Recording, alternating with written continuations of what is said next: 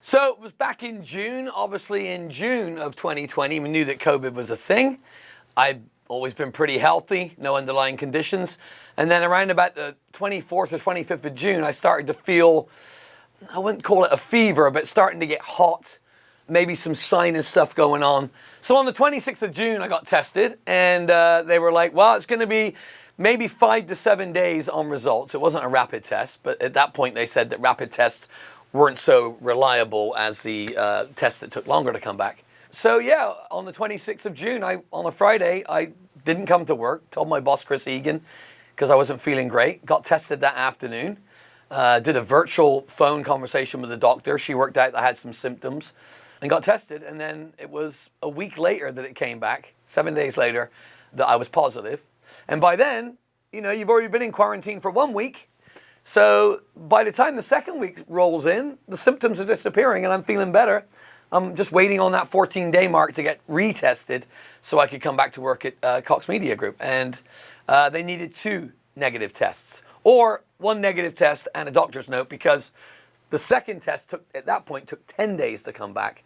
First test took 4 days. Symptoms were the weirdest headache I've ever had in my life, where your head wasn't throbbing, but if you touched it, it would hurt. Like anything, like putting a hat on, rubbing your head, it was like almost like a pressure headache. Lasted about 4 days. I was taking Tylenol extra because I thought, well, that will help with any kind of fever I was getting. And by the way, my temperature only spiked one night. It only went above 100 one time, even though I was feeling sweaty and waking up sweating. So the Tylenol extra did nothing to the headache. Took 2 days away from the Tylenol, like quit it cold turkey, so to speak. Took 2 Advil, and the next morning the headache was gone. The worst symptom was about halfway through the first week, my chest would hurt when I would cough or take deep breaths. And then in the middle of the night, I would wake up coughing, you know, as you do when you're congested or whatever. And the phlegm, I hope you're not eating right now, the phlegm that came up was like this clear, almost rubbery consistency phlegm with some specks of blood in it. And I was like, should I go to the emergency room or not, you know? The body aches in the beginning, almost like you had the flu, but then it was just like the energy was gone. You know, I'd never had the flu where I felt that tired and that just like, okay, it's either the bed or I'm going to sit on the sofa all day and watch movies. It was just miserable like that. So I had no energy for a week, no appetite for a week. It was just fluids the whole time. And I guess at home with self-care, I got through it, you know.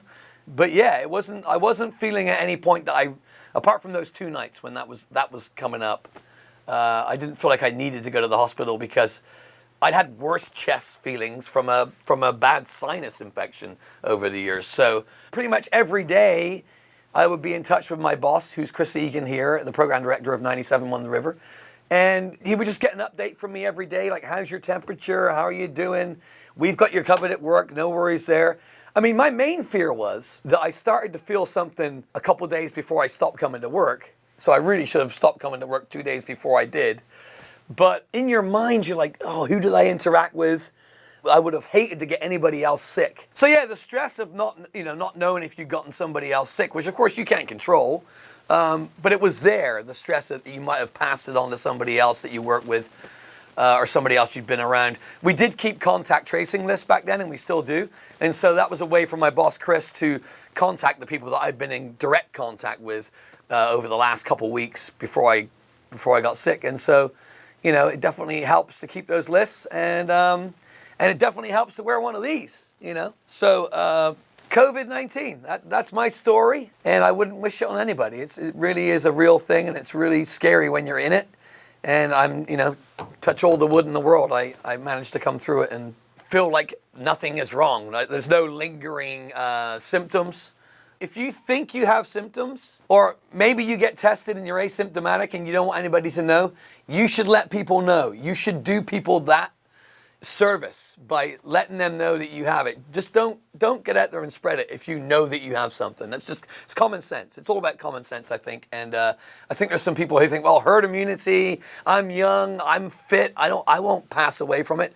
No, but you might come into contact with somebody who does. So if you know something, say something, and maybe we can deal with this a little bit faster than we thought we could. I don't know.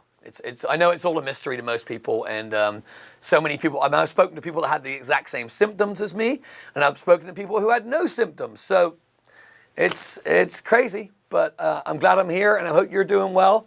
And yeah, it's no fun.